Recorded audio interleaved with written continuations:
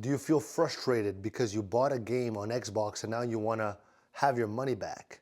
You're not alone. Many gamers face this problem, but the good news is there is a way to get a refund.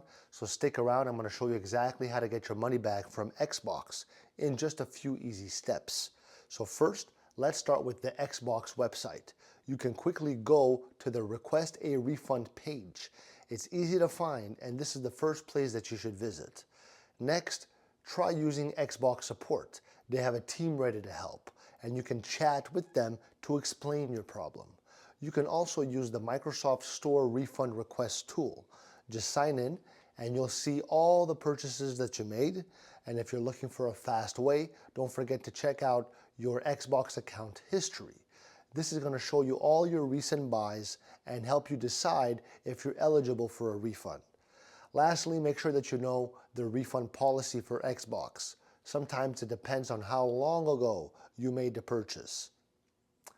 Remember, it's all about being quick and following the steps. So don't wait, take action today. Like, comment, subscribe. Ciao.